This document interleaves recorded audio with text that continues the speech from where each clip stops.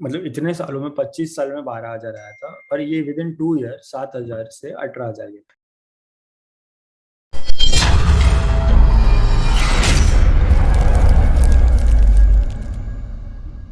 तो नमस्कार दोस्तों, आपके अपने YouTube चैनल में आपका सभी का स्वागत है। तो ये स्टॉक इंडस्ट्रीज नाम का पेज मेरा है ऑब्वियसली। तो अगर आपने लाइक और सब्सक्राइब किया नहीं रहेगा तो प्लीज इसे लाइक और सब्सक्राइब कीजिए। तो मैं जो बैंक निफ्टी के ब्लॉग स्टार्ट किया हूँ, तो बैंक निफ्टी का लेवल्स मैं आपको देने वाला हूँ कि यहाँ पे बैंक निफ्टी में कौन से लेवल्स हम लोग अच्छे से फॉलो करके ट्रेड ले सकते हैं। तो उसके लेवल्स मैंने ऑलरेडी मार्क कर चुका हूँ, उसका कुछ डिस्कशन करते हैं।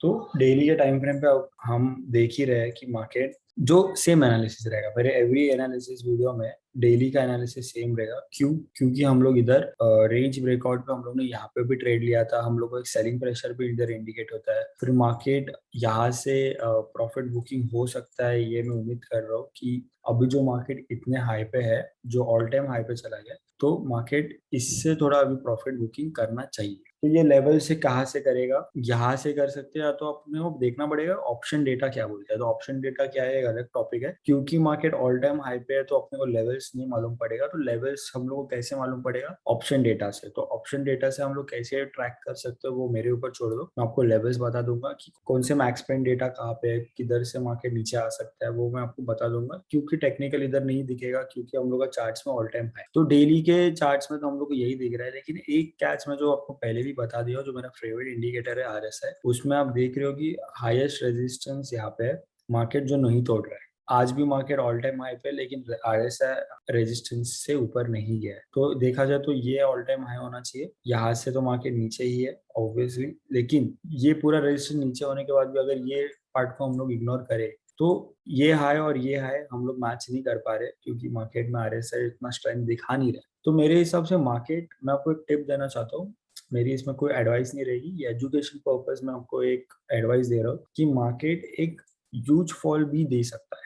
अगर ये रेंज से ऊपर चला गया, तो ऊपर का जो मैक्सपेन डेटा रहेगा, तो ऊपर से हम लोग को सेल मिल सकता है। लेकिन वो कौन से एक्सपायरी पे सेल देगा, वो हम लोग को देखना है मार्केट में क्या हो सकता है। ठीक है, तो यहाँ से मार्केट नीचे यहाँ तक सीधा आ सकता है, जो मेरे ख्याल से कम 3,000 पॉइंट्स है। अगर मार्केट में ऐसा कुछ मूवमेंट आएगा तो हम लोग उसको करेक्शन बोलते हैं, क्रैश बोलते हैं। तो ये जो 300 पॉइंट्स का अगर फॉल आया इन केस, तो वो 3,000 पॉइंट्स का क्रैश ही बोलेंगे, करेक्शन नहीं बोलेंगे। लेकिन मैं उम्मीद तो कर रहा हूँ कि मार्केट एक बड़े कैंडल्स ऐसे नीचे की तरफ मारना चाहिए। क्योंकि सितंबर मंथ तक मैं सोचा कि यहाँ से ही मार्केट नीचे नीचे आएगा, लेकिन मार्केट ने एक बार एक हम लोग को ट्रिक किया है कि मार्केट यहाँ से ही ऊपर चला गया। लेकिन हम लोग पूरा अच्छे से इस चीज को ट्रेड कर रहा था। हम लोग ने कुछ फेक ब्रेकआउट में अलग ट्रेड नहीं लिए। तो इस वजह से मैं चाहता हूँ कि मार्केट में एक RSI की डाइवर्जेंस की वजह से मैं चाहता हूँ कि मार्केट में एक डाइवर्जन आना चाहिए। ठीक है, वीकली पे भी आप देख रहे हो तो वीकली एनालिसिस में भी मेरे को डाइवर्जन दिखा, लेकिन वीकली पे हम लोग नहीं देखेंगे इस बार। हम लोग देखा जैसे मार्केट में मूवमेंट आएगा वैसे हम लोग देख। तो मंथ का अगर हम लोग देखें तो मंथ में भी मेरे को वही डायरेक्शन दिख रहा है। अभी मंथ एंड होगा, कैंडल क्लोज कहाँ पे होता है, उसके ऊपर हम लोग को प्रेडिक्ट करना है कि मार्केट में किधर डायरेक्शन बन सकता है। अभी ये देखो यहाँ पे जो इसका मैं ये डिलीट कर देता हूँ ताकि आप लोगों को समझो।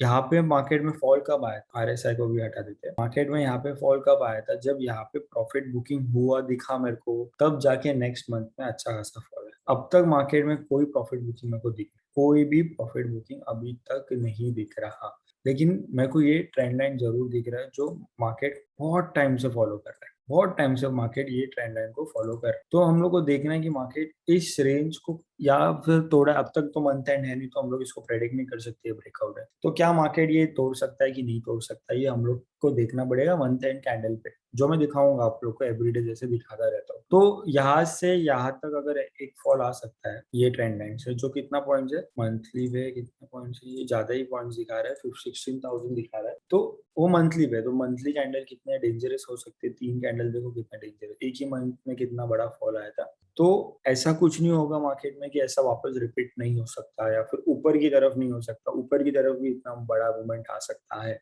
लेकिन क्या स्ट्रेंथ है उतना मार्केट का? कुछ कुछ चीज हम लोग देखेंगे मार्केट में स्ट्रेंथ है नहीं है स्ट्रेंथ, तो कुछ हम लोग चीज अब ऐसे भी मार्जिन में देख सकते हैं कि मार्जिन बंद हो गया मार्केट में, कुछ नए सेबीज ने रेगुलेशन निकाले, और हम लोग को कंस्टेंटली दिख रहा है कि मार्केट में कुछ ना कुछ अलग चल रहा है। ठीक है, तो ये ब्रेकआउट हम लोग ब्रेकआउट नहीं पकड़ेंगे क्योंकि मानते नहीं है। तो ये मैंने पूरा ओवरऑल व्यू बताया निफ्टी के बारे में, बैंक निफ्टी के बारे में। तो बैंक निफ्टी का डेली एनालिसिस पे तो हम लोग ट्रेड नहीं कर सकते, लेकिन दिमाग में इतना पकड़ के चलो ये ट्रेंड लाइन बहुत स्ट्रॉन्ग, क्योंकि ये ट्रेंड लाइन से अगर 16,000 पॉइंट गिर सकता है मार्केट, तो ये ट्रेंड लाइन बहुत ही स्ट्रॉन्ग है। और जब ये मंथ में जब ट्रेंड लाइन नहीं तोड़ा था तो मैं खुश हो गया था ताकि मार्केट नीचे आ सकता है, लेकिन नहीं, मार्केट फिर एक रिट्रेस करने के लिए ऊपर चला गया। कोई बात नहीं, कोई बात नहीं, हम लोग वेट कर सकते हैं। मार्केट हम लोग को बहुत अपॉर्चुनिटीज देते ही रहता है। तो अभी चलते हैं मार्केट में 15 मिनट्स के एनालिसिस पे। आज जो मूवमेंट था वो बिल्कुल थर्ड क्लास मूव था, क्योंकि मार्केट में जब स्टार्टिंग में ही वो गैप अप किया, उसके बाद जो ऊपर गया वो मार्केट उसके बाद ऑप्शन को डीके ही करते गया।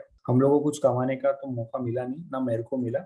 सिर्फ इतना हम लोग, मेरा कुछ पोजीशन था नहीं जो मैंने कैरी किया था, तो ये मेरे को मालूम था जब ट्रेंड लाइन तोड़ेगा तो ऊपर जाएगा, तो ऊपर जाते ही हम लोग इधर बाय ले सकते थे, लेकिन मैंने नहीं लिया क्योंकि मैं थोड़ा रिस्की लगा यहाँ पे बाय लेना। तो अभी मैं ओवरऑल व्यू को बाजू में रखने का, ऐसा ओवरऑल व्यू को नहीं देखने का, हम लोग को दिन का ट्रेड्स क्या देखना। तो मेरे ख्याल से ये लाइन पैटर्न है, लाइन पैटर्न में एम पैटर्न है। एम पैटर्न क्या होता है? एम पैटर्न नीचे आता है, तो ये सपोर्ट है मार्केट का, करेक्ट है। तो एम पैटर्न, लाइन पैटर्न के बारे में तो मैं आपको बताया नहीं अब तक, मैं बताऊंगा पूरे एक वीडियो पे, बताऊंगा उस चीज को लेके। तो अभी भी देख रहे हैं लाइन पैटर्न का, हम लोग को एक ट्रेंड लाइन ड्रॉ कर सकते हैं। तो ट्रेंड लाइन तोड़ता नहीं है मार्केट, पहले भी मैंने एम पैटर्न के बारे में आपको बताया था एक वीडियो में, लेकिन एम पैटर्न का ये टॉप ऊपर रहता है, ये नीचे रहता है, फिर ये थोड़ा सा रिट्रेस होके फिर मार्केट नीचे आता है। ये जो इतना लेवल रहेगा, इतना उस लेवल को मार्केट अचीव करता है, जो यहाँ तक रह सकता मेरे ख्याल से। ठीक है, और एक बात जो मैंने आपको पहले भी बोला था, सेम एनालिसिस से आपको अच्छा लगेगा कि मार्केट में सेम पैटर्न बार बार बनते हैं और सेम एनालिसिस बार बार होता है। तो मार्केट देख रहे हो कि 15 मिनट से ईएमए से बहुत दूर चला गया है। अभी मेरे हिसाब से मार्केट ये 15 ईएमए को टच करने वापस आएगा। मेरे हिसाब से मार्केट 15 मिनट्स के एनालिसिस को टच करने वापस इधर आएगा।